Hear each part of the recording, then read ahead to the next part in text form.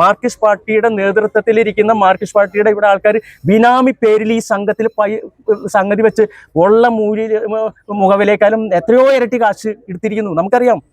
ഇതൊരു കൊള്ള സംഘമായിട്ട് ബാങ്ക് മാറിയേക്കാം. കൊള്ള സംഘമായിട്ട് മാറിയേക്കാം. മേലൂരിലെ സാധാരണക്കാരുടെ പൈസ ഇവിടെ വന്നിട്ടുണ്ടെങ്കിൽ ആ പൈസ കൈകാര്യം ചെയ്യാനായിട്ട് ഇവിടെ എനിക്ക് തോന്നുന്നു ഈ ഭരണസമിതിയുടെ പേര് പറയുന്നത് ഇവിടെ മാർക്സിസ്റ്റ് നേതാക്കന്മാർ ഈ സാധനം ഒഴിഞ്ഞ അഴിമതിയില്ല.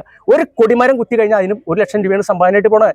എവിടെയൊക്കെ കല്ലിട്ട്, എവിടെയൊക്കെ പടക്കം പൊട്ടിച്ച്, എവിടെയൊക്കെ ചുവന്ന കൊടി കെട്ടി, അവിടെയൊക്കെ കാശ് ഒഴുകണ്. ഇത് സാധാരണക്കാരുടെ കാശല്ലേ. ഇവർ തിന്ന് മുടിക്കുന്ന രീതി ഇത് ജനങ്ങൾ മനസ്സിലാക്കി കഴിഞ്ഞു. അങ്ങനെയുള്ള ഒരു തെരഞ്ഞെടുപ്പിനെയാണ് ഈ സാധനം. അതുകൊണ്ട് ഞങ്ങൾ സുതാര്യമായ രീതിയിൽ തെരഞ്ഞെടുപ്പിൽ ഞങ്ങൾ ബന്ധപ്പെട്ട് വോട്ടെണ്ണലും സുതാര്യമായിട്ട് പോകണം. അല്ലെങ്കിൽ ഞങ്ങൾ ഇതിനകത്ത് സഹകരിക്കില്ല. റിട്ടേണിംഗ് ഓഫീസറായിട്ട് സംസാരിച്ചിട്ടുണ്ട്. റിട്ടേണിംഗ് ഓഫീസർ പറഞ്ഞൊരു കാര്യം, ഞങ്ങൾ പറഞ്ഞ ഒരു കാര്യം, അദ്ദേഹം പറഞ്ഞ ഒരു കാര്യം എന്താ, ഈ നിങ്ങൾ പറഞ്ഞ കംപ്ലൈന്റ് ഞങ്ങൾ ഇത് അറിഞ്ഞപ്പോൾ രാവിലെ ഇന്നലെ രാത്രി തന്നെ അറിഞ്ഞു. രാത്രി തന്നെ ഞങ്ങൾ അദ്ദേഹത്തോട് കംപ്ലൈന്റ് പറഞ്ഞു. ഞങ്ങൾ കളക്ടർക്കും പരാതി കൊടുത്തിട്ടുണ്ട്. റിട്ടേണിംഗ് ഓഫീസർ പറഞ്ഞു കളക്ടറെ ഇതൊക്കെ വരട്ടെ, എന്നിട്ട് എങ്ങനെയാണ് നമുക്ക് നോക്കാം എന്ന് പറഞ്ഞിട്ട് ഇപ്പോൾ ഇത് ഫ്രീസ് ചെയ്ത് വെച്ചേക്കണം. യാതൊന്നും സംഗതി ഇപ്പം നടക്കുന്നില്ല. സംഗതി വെച്ചേക്കാം. എന്തായാലും ഇപ്പോൾ ഈ ഭരണ സംവിധാനത്തെ ഏതെങ്കിലും രീതിയിൽ ഭരണ സംവിധാനം കഴിഞ്ഞു, അതിൻ്റെ പിന്നാമ്പർ വീണ്ടും അതിൻ്റെ തേട്ടി വന്ന് അതിനെ സ്വാധീനിച്ച് വീണ്ടും ഇവിടെ വോട്ടെണ്ണാനാണ് പാവെങ്കിൽ ഞങ്ങൾ ഇതിൽ സഹകരിക്കില്ല. മാത്രമല്ല ഇതിന് നിയമപരമായിട്ട് ഇത് ജനാധിപത്യത്തിന് അപ്പുറത്തും ഒരു സംവിധാനമുണ്ട്, കോടതി സംവിധാനം. അതിലേക്ക് ഞങ്ങൾ പോകും. ഇതാണ് ഞങ്ങൾക്ക് ഇതുമായിട്ട് ബന്ധപ്പെട്ട് പറയാനുള്ളത്. എല്ലാവർക്കും നമസ്കാരം. മേലൂർ സർവീസ് സഹകരണ ബാങ്കിൻ്റെ മുന്നിലാണ് നിൽക്കുന്നത്.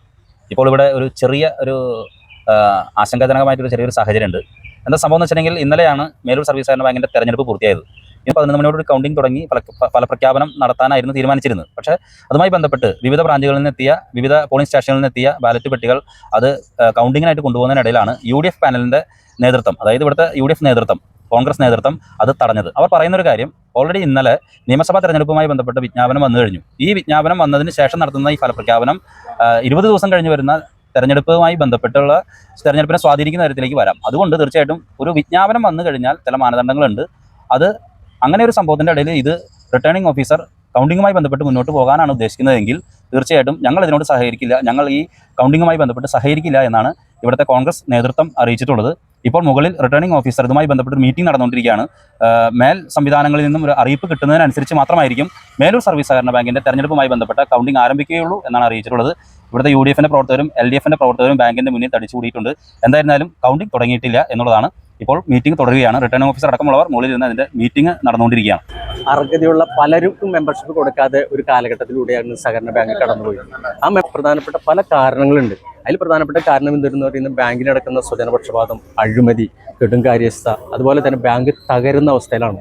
ഇവിടെ ഉള്ള വിഷയം ഈ തൊട്ടടുത്തുള്ള കരുവന്നൂർ ബാങ്ക് തകർന്ന രീതി നമ്മൾ അറിയാം. അതുപോലെയായി മാറിക്കൊണ്ടിരിക്കുകയാണ്. അങ്ങനെ നിരവധി വിഷയങ്ങൾ ഈ ബാങ്കിനകത്തുണ്ട്. ഇതൊക്കെ ജനങ്ങളുടെ മുന്നിൽ ഞങ്ങൾ സംവാദം നടത്തി ജനങ്ങളുമായിട്ട് ബന്ധപ്പെട്ട് കാര്യങ്ങൾ പറഞ്ഞ് മനസ്സിലാക്കിയാണ് ഈ തെരഞ്ഞെടുപ്പിനെ നമ്മൾ നേരിട്ടത്, കോൺഗ്രസ് നേരിട്ടത്. ഈ തെരഞ്ഞെടുപ്പിൽ 2 പാനലാണ് മത്സരിച്ചത്. LDFൻ്റെ പാനലും അതുപോലെ കോൺഗ്രസിൻ്റെ പാനലാണ് മത്സരിച്ചത്. ഇന്നലെ ആ ഇലക്ഷനിൽ ഭംഗിയായിട്ട് നമ്മൾ പൂർത്തിയാക്കി. ബൂത്തുകൾ ഉണ്ടായിരുന്നു, അവിടെയൊക്കെ നമ്മുടെ പ്രവർത്തകർ ഇരുന്ന് ഇലക്ഷൻ പുറത്തും ഒക്കെ നിന്ന് ഇലക്ഷൻ കഴിഞ്ഞു.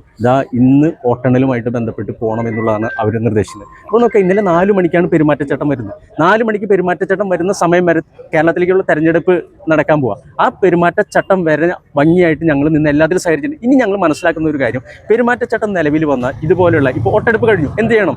സാധനം ഫ്രീസറിൽ ചെയ്യുക, സൂക്ഷിക്കുക, അതിന് ശേഷം വോട്ടെണ്ണുക. അതിന് ഞങ്ങൾ തടസ്സം പറയില്ല. പക്ഷേ ഈ പെരുമാറ്റച്ചട്ടം വന്നതിന് ശേഷം ഇലക്ഷൻ ഡിക്ലെയർ ചെയ്യുന്നതും ഇലക്ഷൻ്റെ ഫലപ്രഖ്യാപനം നടത്തും, വോട്ടെണ്ണി ഫലപ്രഖ്യാപനം തെറ്റാണെന്ന് ഞങ്ങൾ പറയണേ. അത് ആരായിക്കോട്ടെ, ജയിക്കുന്നത് ആരായിക്കോട്ടെ, UDF ജയിക്കാം അല്ലെങ്കിൽ LDF ജയിക്കാം. ഈ തെരഞ്ഞെടുപ്പായിട്ട് ബന്ധപ്പെട്ട് ഞങ്ങൾ മുന്നിട്ട് നിൽക്കുന്നുണ്ട്. അപ്പോൾ ഇതൊക്കെ സാധ്യമാകാം.